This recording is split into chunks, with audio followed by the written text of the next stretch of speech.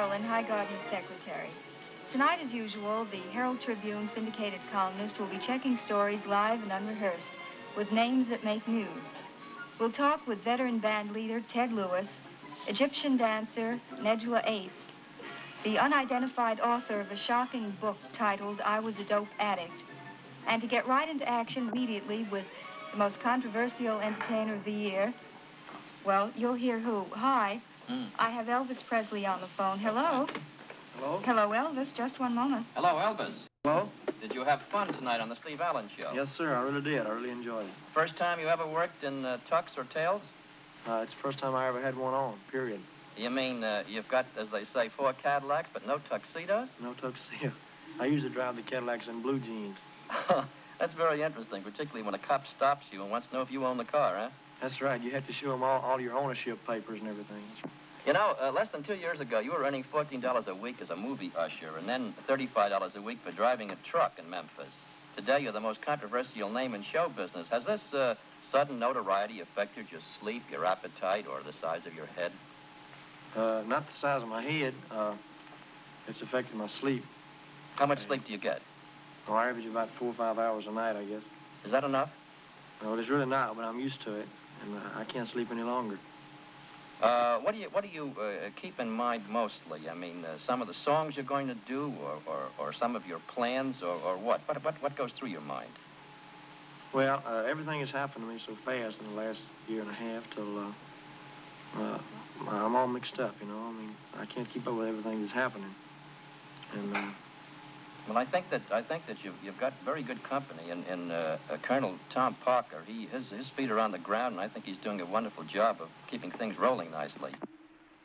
You know, I want to give you an opportunity here to go over a lot of the rumors that have been printed about you, including a few that I printed myself, because some of these things can be checked and some can't, and I think that we ought to sort of fix up the record. Now, your style of gyrating while you sing has been bitterly criticized, even by usually mild and gentle TV critics like Ben Gross. Now, do you bear any animosity towards these critics?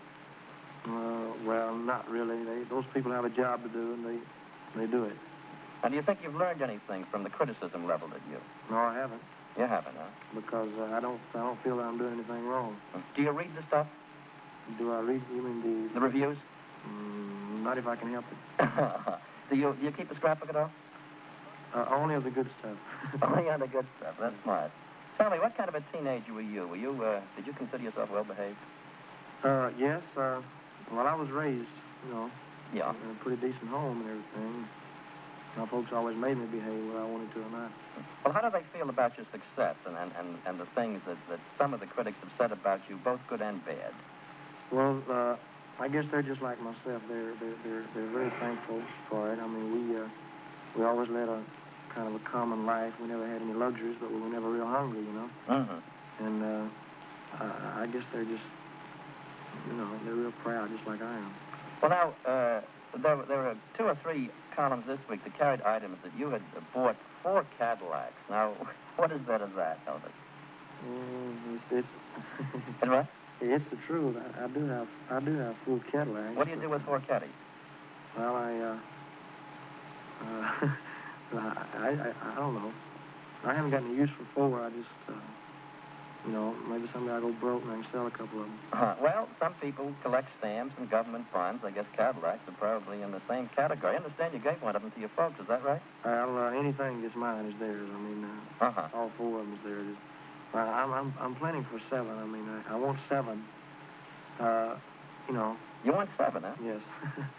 Well, you know what's going to happen. You'll wind up outdoing Carey. It'll be the Presley Car Renting Corporation. Yeah, I was thinking about the Presley used car lot, you know. Yeah, I understand that you bought a home for your folks, and even though your father is only 39, you've insisted that he retire. Is that true?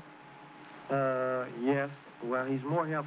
I mean, he's more help at home than he is anywhere else because he can take care of all my business. He can, you know, he can look after things when I'm gone and everything. Well, I think that's very smart.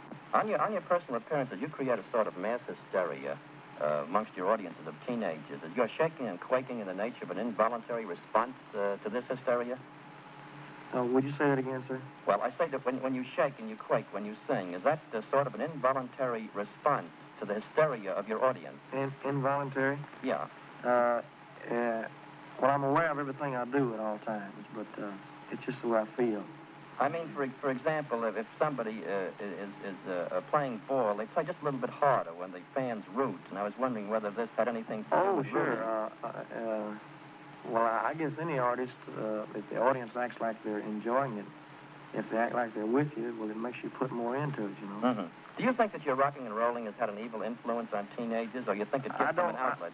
I don't see that any type of music would have any bad influence on people when it's only a music. I mean, I can't figure it out. I mean, in a lot of the papers, I say rock and roll is a big influence on juvenile delinquency. I don't think that it is. Juvenile delinquency is something that's, it's just, I don't know how to explain it, but I don't see how music would have anything to do with it at all.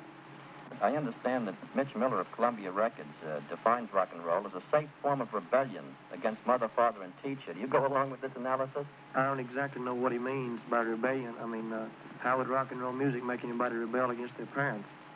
Well, I guess that answers Mr. Miller. Now, I've got a couple of questions here I'd like to sort of clear up.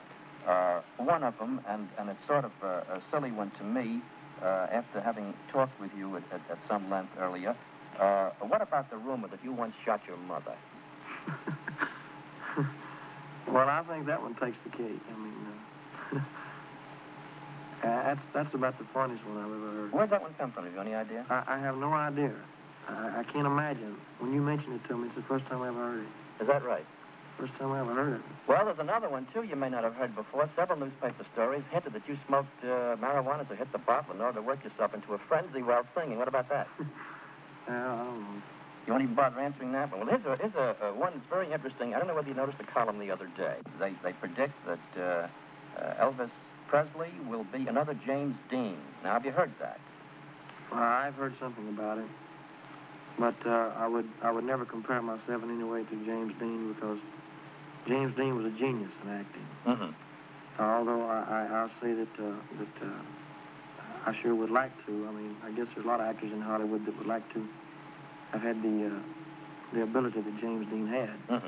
Mm-hmm. But I would never compare myself with James Dean in any way. Now, if you had your choice, would you prefer to be an actor than to be a singing entertainer? If I were a good actor, of course I'm not a good singer, but if I were a good actor, I think that I would like it a little better. Although, if I ever break into the acting completely, I'll still continue my singing. I'll still continue making records. Mm-hmm. Mm-hmm. Well, that's always a very, very good sideline. Well, it was just fine talking with you, and I hope that you'll enjoy a long career, whether it's acting or anything else. And I think that all of the things said about you, while they've been extremely critical, I think they have helped to make you the kind of a big name that has made it possible for you to do the things for your folks you always wanted to.